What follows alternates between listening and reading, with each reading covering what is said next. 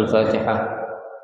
بنية أن الله يفتح علينا فتوح العارفين ويفقهنا في الدين ويرزقنا كمال الإخلاص واليقين، وبنية أن الله سبحانه وتعالى يوصل ثوابها إلى أرواح العلماء العاملين الراسخين في العلم اليقين، ونخص خاصة إلى مؤلف هذا الكتاب أن الله سبحانه وتعالى ينفعنا بعلومه وببركة أسراره ويعلي درجاته في الجنة، ثم إلى أرواح آبائنا وأمهاتنا وأجدادنا وجداتنا وأعمامنا وعماتنا وأخوالنا وخالاتنا، ولجميع المسلمين والمسلمات والمؤمنين والمؤمنات، ثم إلى أرواح المؤسس بهذا المسجد من المتبرعين والمتصدقين ومن بنى عليه ومن وقف بهذا المسجد، أن الله سبحانه وتعالى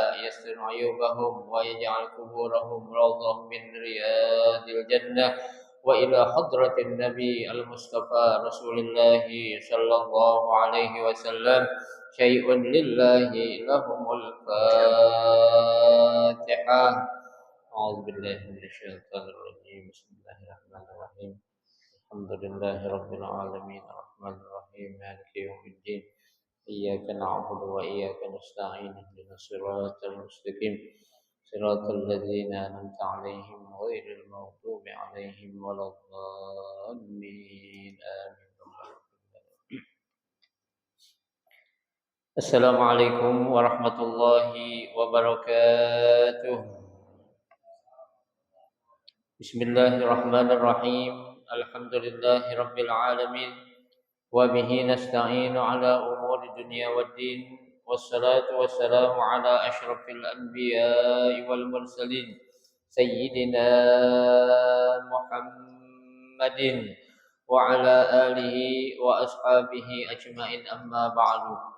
فإن أصدق الحديث كتاب الله تعالى، وخير الهدي هدي رسول الله صلى الله عليه وسلم، وشر الأمور محدثاتها، فإن كل محدثة بدعة، وكل بدعة ضلالة، وكل ضلالة في النار. رب اشرح لي صدري ويسر لي أمري واحلل عقدة من لساني يفقه قولي آمين. سبحانك لا علم لنا إلا ما علمتنا إنك أنت العليم الحكيم. لا حول ولا قوة إلا بالله العلي العظيم.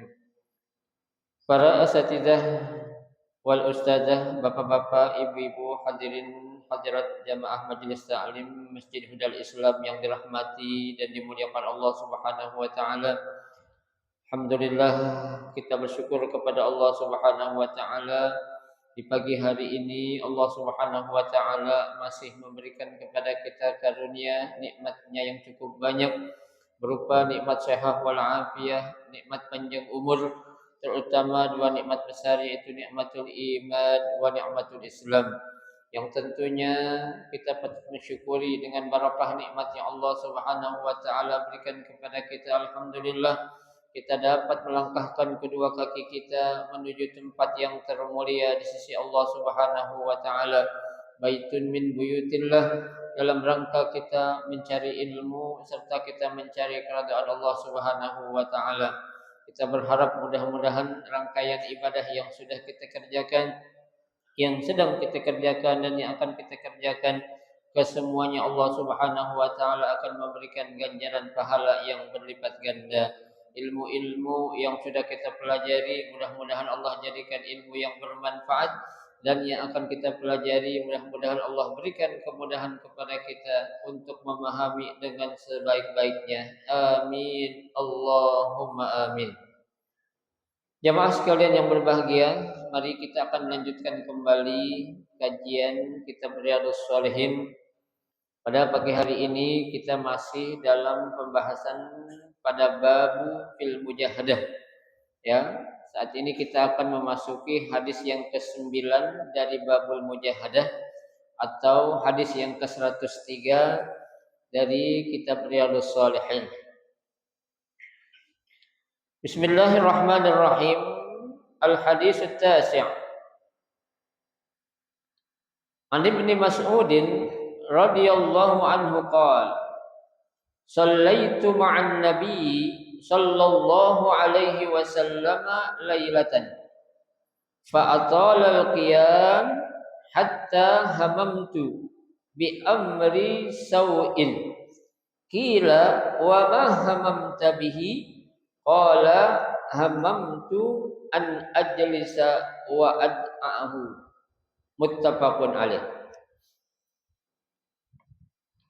Hadis yang ke-9 ini dari babul mujahadah atau bab tentang diharuskannya kita bersungguh-sungguh. An Ibnu Mas'udin, yang sanadnya dari Ibnu Mas'ud atau yang kita kenal dengan Abdullah bin Mas'ud, ya. Radhiyallahu anhu, mudah-mudahan Allah meridainya. Qala, ya, beliau berkata, Sallaitu ma'an nabiyya sallallahu alaihi wasallam lailatan. Aku, kata Abdullah bin Mas'ud, pernah sholat bersama Nabi di waktu malam. Ya, jadi Abdullah bin Mas'ud ini sedang menceritakan, beliau katakan, aku pernah sholat pada malam hari bareng Nabi Shallallahu Alaihi Wasallam. Ya, lah sholat apa yang dikerjakan Ibnu Mas'ud bersama Rasulullah? Ai at-tahajjud, ya, yaitu melaksanakan sholat tahajud. Jadi yang namanya sholat tahajud ini untuk atau bagi Nabi kita Muhammad Sallallahu Alaihi Wasallam adalah suatu perintah yang wajib, ya, khusus untuk Nabi, ya. Tapi buat kita selaku umatnya, ya, bukan wajib, ya, tapi sunnah. Sunnahnya juga tapi sunnah muakkad, ya. Sunnah muakkad artinya suatu perintah yang sangat dianjurkan, ya, tuh. Nah, Nabi Shallallahu Alaihi Wasallam, ya, menjadikan hukum buat dirinya itu sholat tahajud itu suatu hal yang wajib. Kenapa? Karena, ya, kita tahu tentang keutamaan yang ada, ya. Di sini pun Allah perintahkan dalam surah Al-Isra, ya, pada ayat yang tadi saya baca itu, pada rakaat pertama Allah Subhanahu wa taala katakan wa minal laili fatahajjad bihi. Tuh, ya. Dan dari sebagian malam kata Allah fatahajjad, maka bertahajudlah kamu. Ya. Berapa rakaat? ya minimal 2 rakaat. Ya. Bisa tambah 4 rakaat. Ya, bisa tambah lagi 6 rakaat. Ya, bisa tambah lagi 8 rakaat semampu kita. Ya. Bahkan Al-Imam Asy-Syafi'i radhiyallahu anhu arda, ya, Imam Syafi'i itu kalau sholat tahajud setiap malam enggak kurang dari 30 rakaat. Ya. Kita pernah sholat tahajud 30 rakaat? Belum pernah ya. Nah, Imam Syafi'i itu setiap malam enggak pernah tinggal. Ya, sholat tahajud itu berapa? 30 rakaat. Ya, bayangkan. Ya. Kita kadang 2 rakaat aja sholat kita cepet-cepet. Ya, nah ini 30 rakaat. Bangun tidurnya jam berapa itu Imam Syafi'i coba? Ya, tuh. Nah, ini ya, tuh, sholat tahajud begitu dianjurkan, tapi kata Allah, nafilatan laka. Ya. Sebagai suatu nafilah. Apa itu nafilah? Suatu tambahan, suatu perintah yang hukumnya sunnah. Ya, tuh. Nah, janji Allah ketika kita melaksanakan sholat tahajud, apa kata Allah? Asa rabbuka an yab'atsaka rabbuka maqaman mahmuda. Allah akan berikan kepada kita yang rajin sholat tahajud itu maqam. Apa itu maqam? Kedudukan mahmuda yang sangat terpuji. Ya, tuh. Jadi kalau kita ingin mencapai suatu kedudukan yang tinggi ataupun martabat indallah di sisi Allah, banyak-banyakin apa? Salat tahajud. Ya, maka ada satu istilah mengatakan dalam sebuah ya asal dikatakan ya apa? Itu dikatakan ya man talabal ula sahiral layali. Barang siapa yang ingin mencapai suatu kedudukan yang tinggi, apa? Sahiral layali, maka banyak-banyakinlah bangun malam. Ya, artinya kita bertahajud, ya, kita berminta, bermohon kepada Allah di saat orang lain sedang ngapain? Wan nasu niyamun. Orang lain dalam keadaan tidur. Ya, itu biasanya kan kalau orang lain lagi pada tidur, itu connect kita kepada Allah lebih cepat. Ya, seperti ibarat kita main internet. Kalau di siang hari orang main internet banyak gak? Banyak, ya, sehingga agak sedikit apa tuh lemot, ya.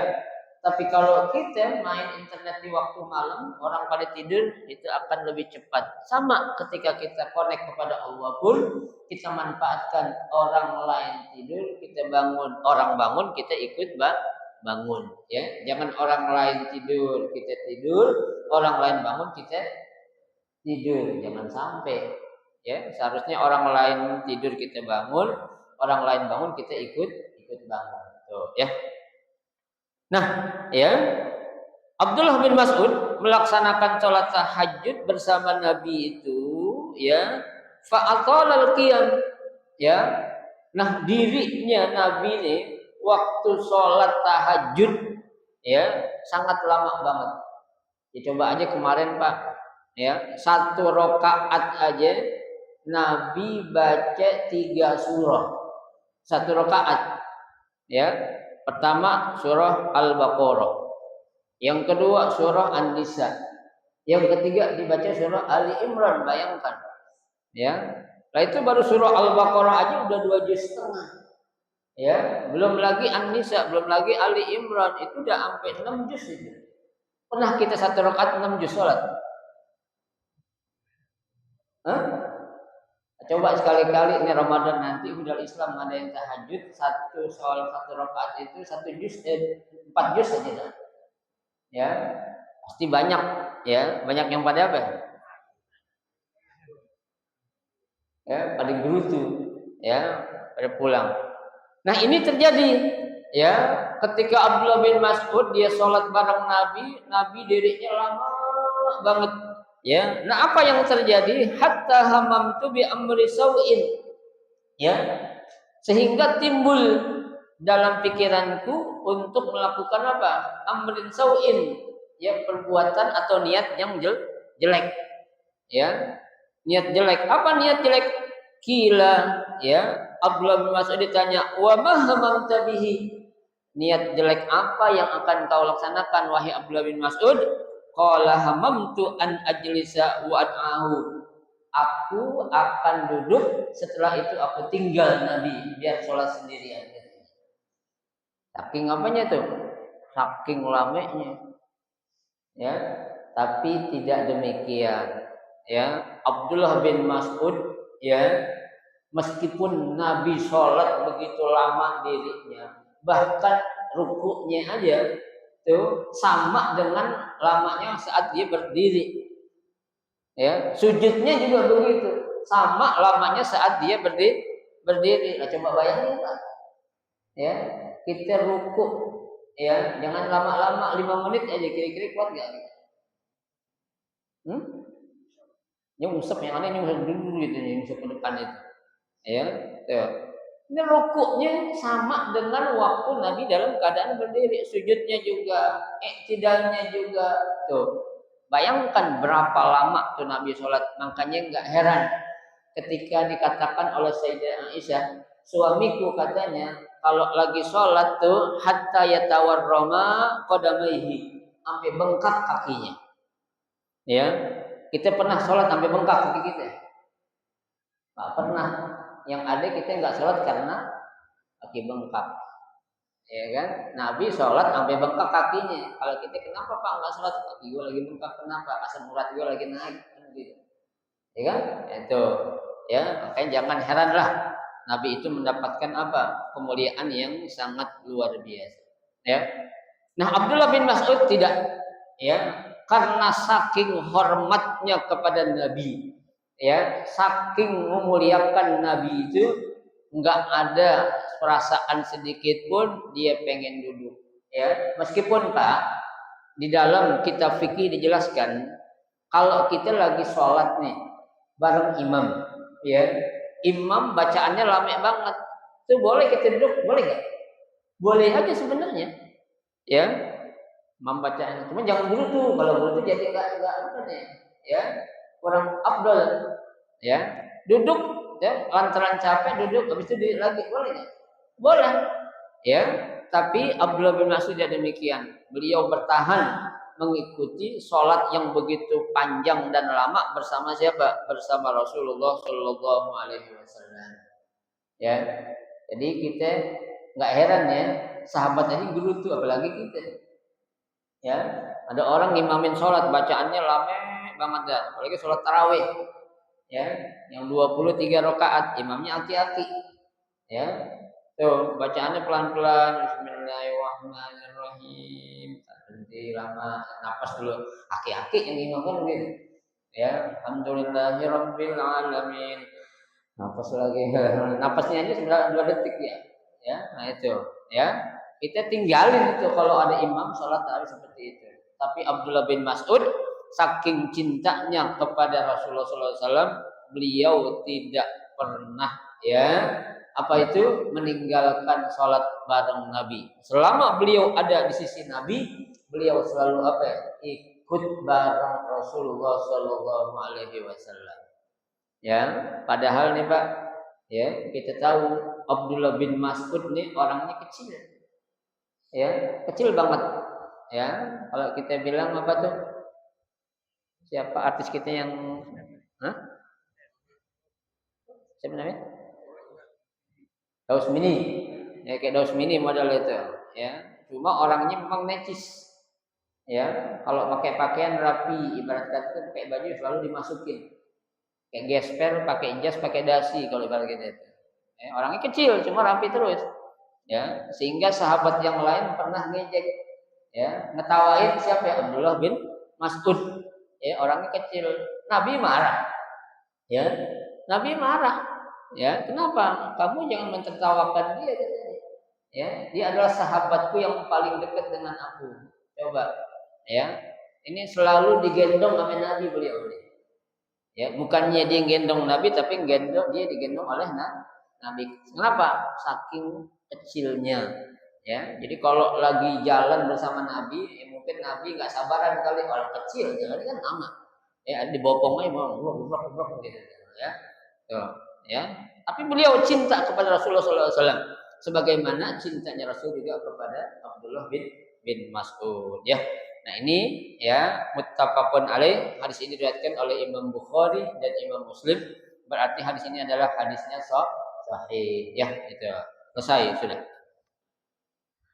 Sekarang hadis yang ke-10.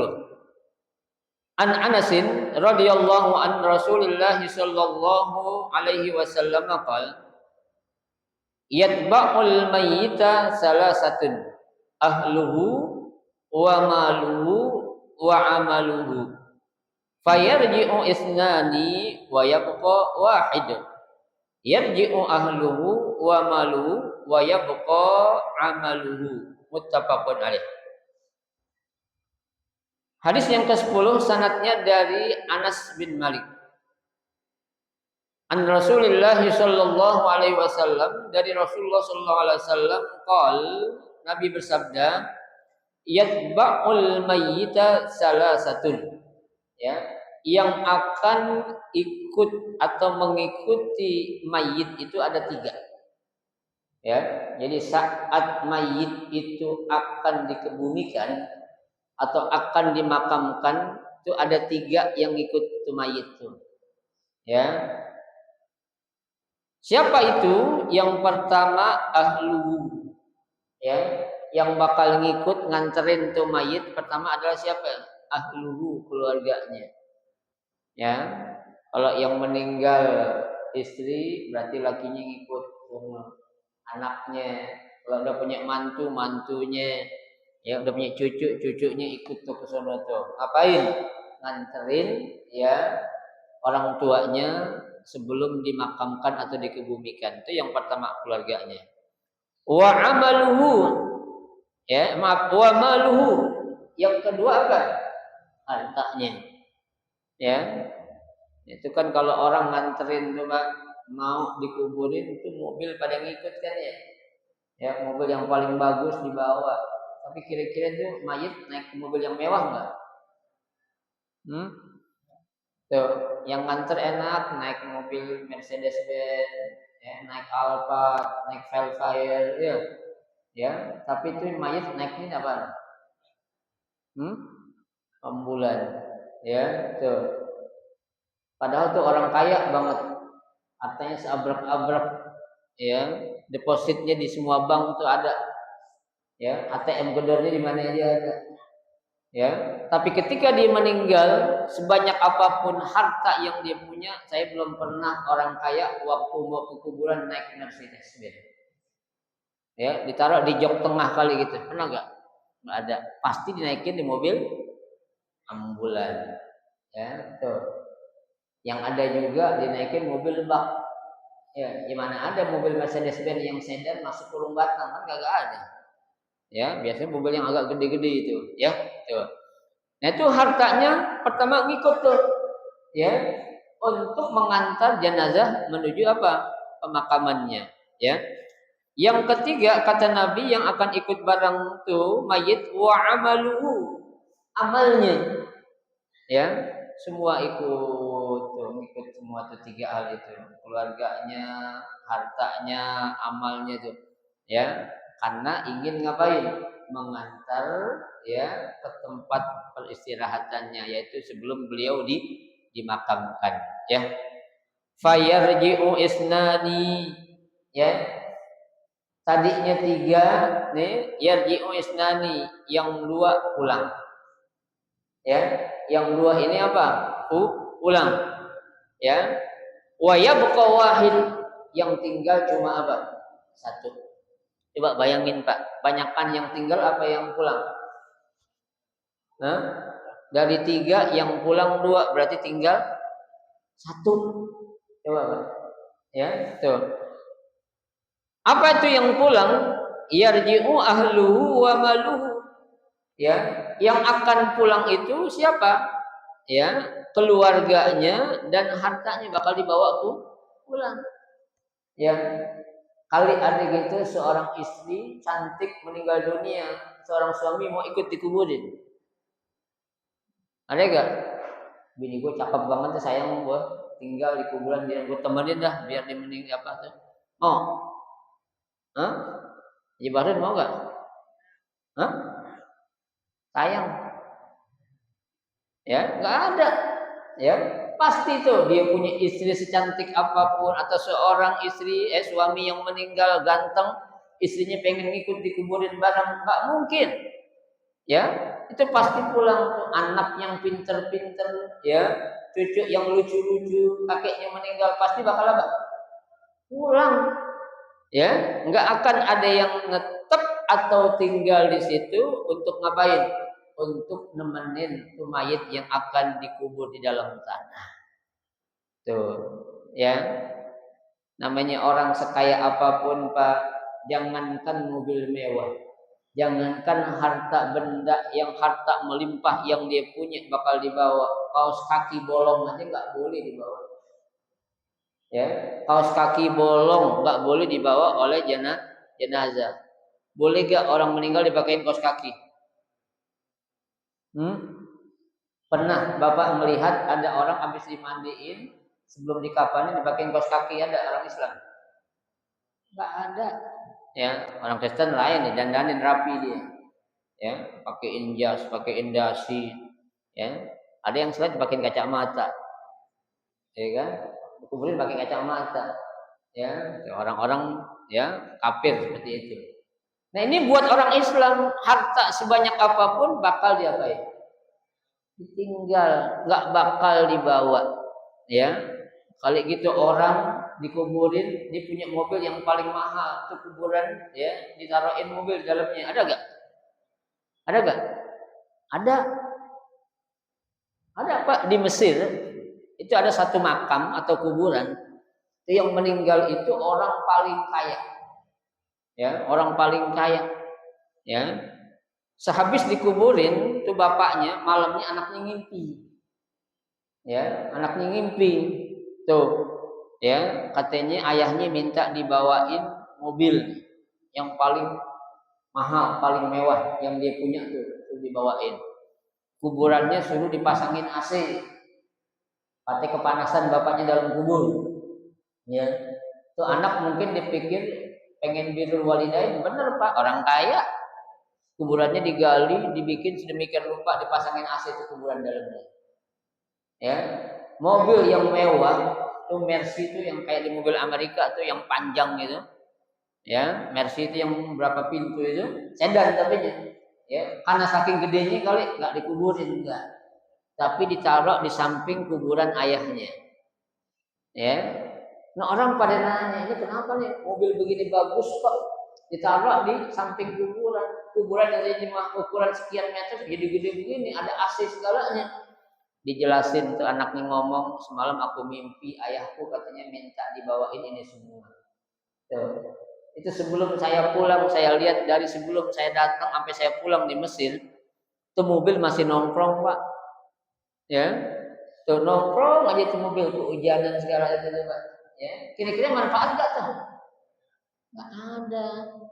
Ya, tuh masa orang mati minta dibawain mobil, masa orang mati minta dipasangin AC kuburan. Ya, jangan disamain antara kehidupan dunia dengan kehidupan alam barzah. Alam dunia dengan alam barzah beda.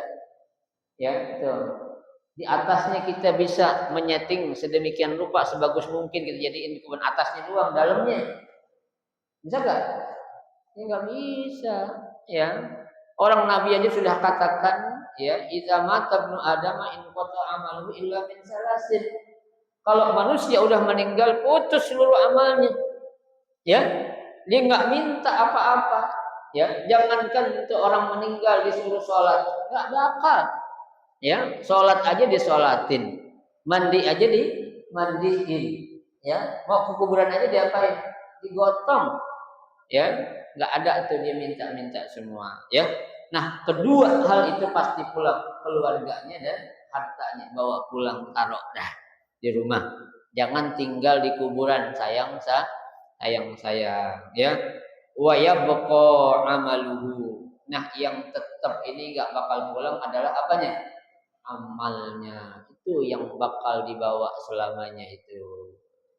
Ya, bakal dibawa menjadi kunci jawaban saat nanti ditanya oleh dua malaikat, yaitu Munkar Nakir. Ya, tuh tanya tentang apanya tuh, ya, tentang pertanyaan 5 pertanyaan yang akan diajukan, man rabbuka, ya, wa man nabiyyuka, wa ma imamuka, wa man ikhwanuka. Itu ditanya tuh oleh 2 malaikat Munkar dan Nakir. Itu yang menentukan bisa atau enggaknya kita menjawab pertanyaan itu kira-kira apa tuh? Amal kita. Ya Pak, ya. Sama kita juga ada orang ujian yang bisa menjawab atau tidaknya itu tergantung apanya? Belajar atau enggaknya tuh orang. Ya, itu kan amal juga, perbuatan. Ya. Nah, bagaimana orang bakal bisa menjawab ujian tuh anak kalau belajar aja? Kagak. Ya. Lah bagaimana tuh seorang mayit di alam kubur dia akan menjawab pertanyaan-pertanyaan ibadahnya aja kan? Kagak. Ya, tapi beda Pak. Kalau pertanyaan atau ujian di alam dunia bisa kita nyontek, bawa contekan ya. Ya. Tapi ketika kita diajukan pertanyaan di alam kubur oleh 2 malaikat, bisa kita bawa contekan? Bisa enggak? Enggak bisa. Aku bawa contekan nanti ya. Ketika ditanya oleh malaikat Munkar Nakir, bawa tulisan contekan itu. Tanya man rabbuka, Allahu rabbi, nyontek. Bisa? Bakal bisa, jangan disamein, ya. Itu yang bikin kita bisa atau mampu menjawab atau tidak adalah apa? Ya, amal kita. Tuh, ya, tuh. Ya, makanya jangan kita apa itu?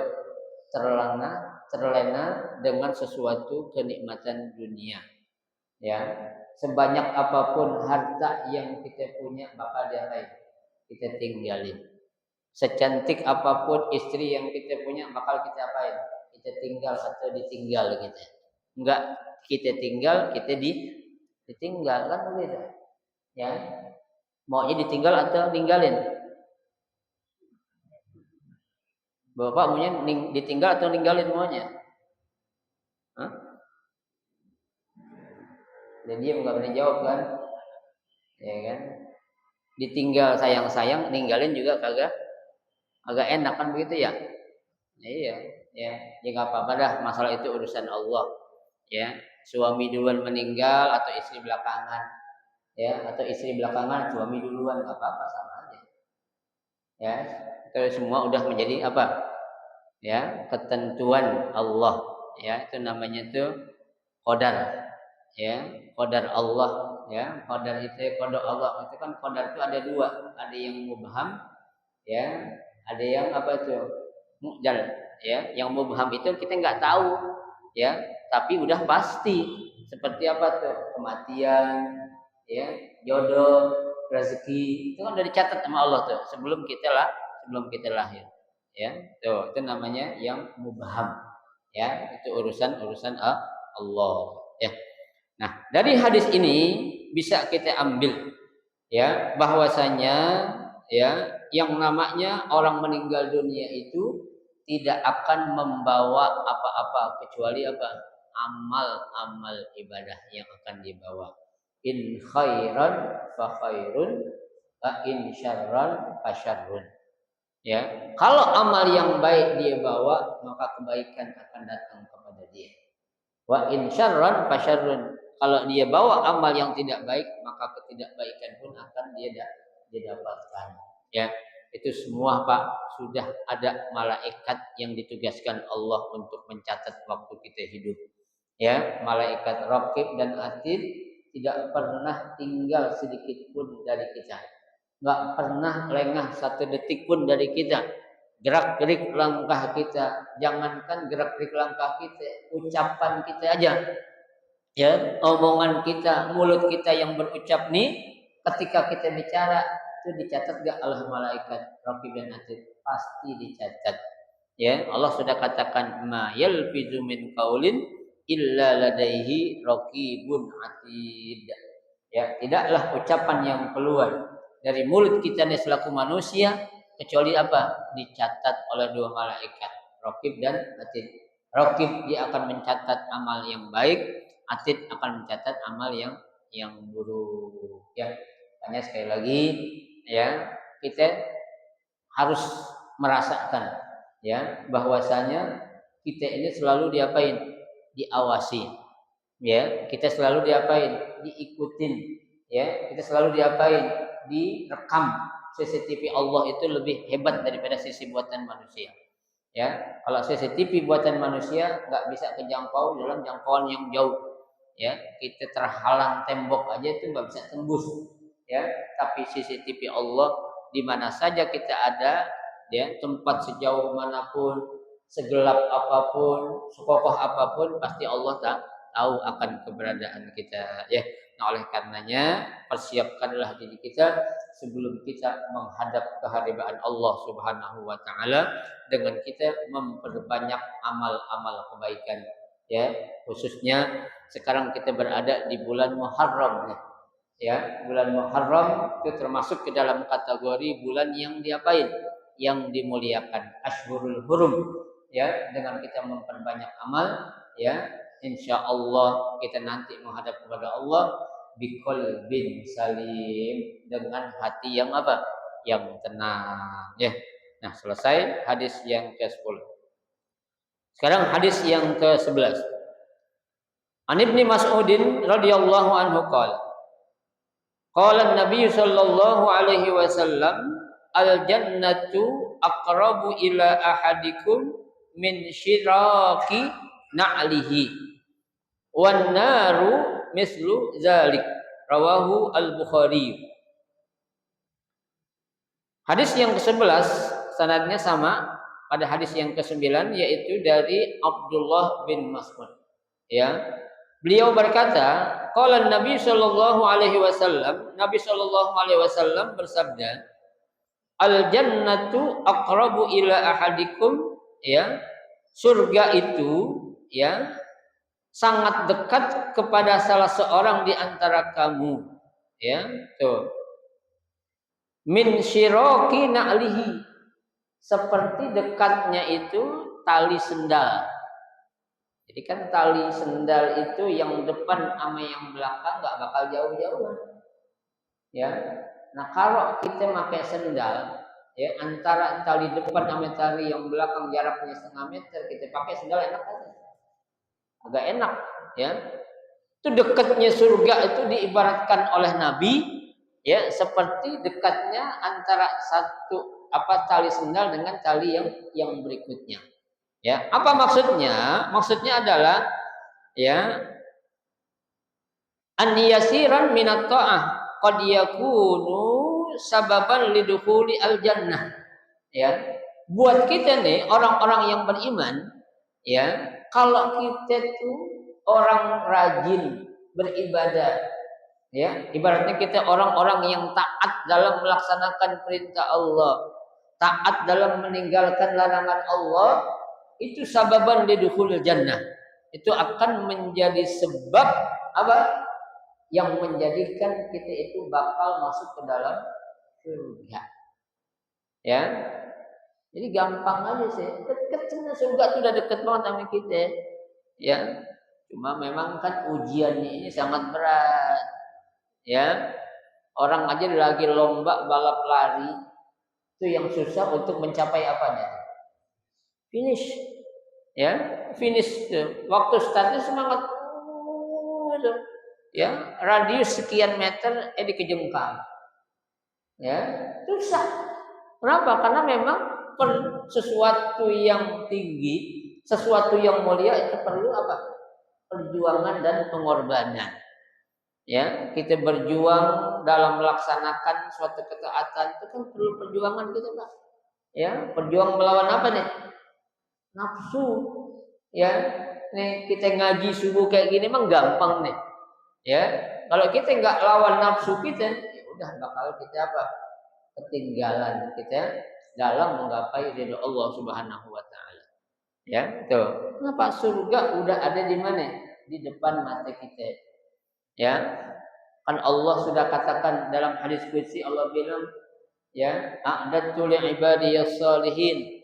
Ya, aku sediakan surga bagiku hamba-hambaku yang saleh. Ya, mala ainun ra'at, yang belum pernah dilihat oleh mata, wala uzunun sami'at, belum pernah didengar oleh telinga, wala khatara ala qalbi bashar, belum pernah terdetik dalam hati seorang manusia. Apa itu? Surga yang Allah sudah sediain. Ya. Jadi Allah itu Pak, sebelum memerintahkan kepada kita suatu perintah, sebelum melarang kita suatu larangan, itu udah disiapin semuanya dulu.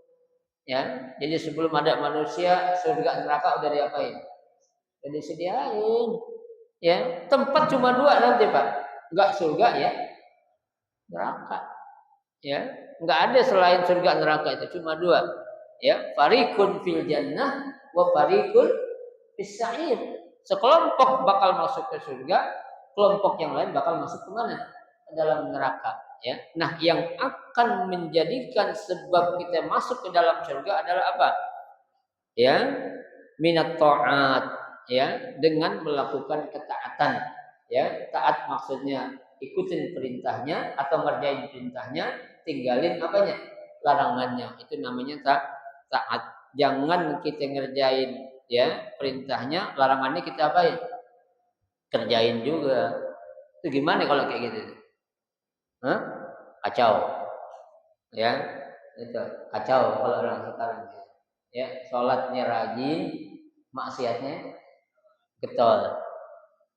Ya, tuh hapus tuh sholatnya rajin. Pak, orang kalau namanya sholat udah bener nggak bakal ngelakuin apa? Maksiat. Ya, kan Allah sudah katakan innas sholata tanha 'anil fahsya'i wal munkar. Sesungguhnya salat yang kamu kerjakan dengan baik itu akan mencegah kamu dari perbuatan keji dan munkar. Lah orang kalau salatnya rajin tapi masih maksiat berarti salatnya belum benar, belum diterima oleh Allah. Itu aja gampang. Ya, iya salatnya rajin kelihatan kalau ke masjid pakai baju koko, pakai peci haji, pakai surban. Ya, sorbannya dua lagi di pala lain, di leher lain. Ya, tapi kerjaannya ngapain? Hah?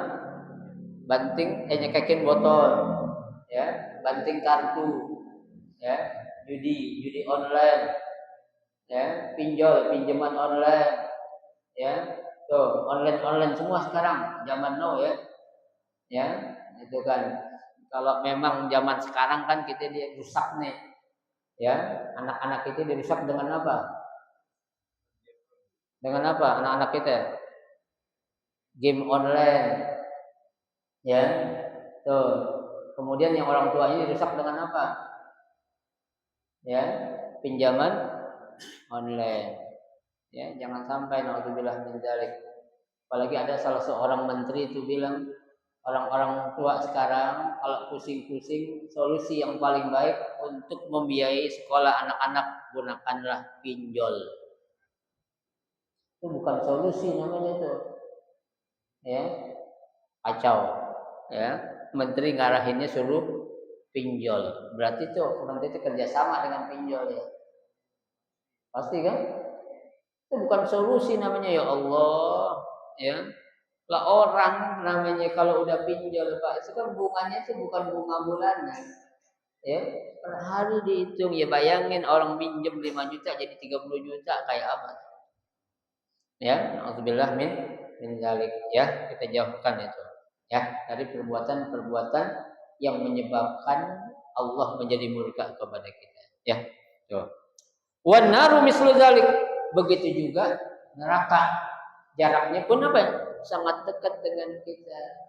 Ya, surga dekat, neraka juga dekat. Nah, tinggal kita pilih nih, mau yang mana kita pilih.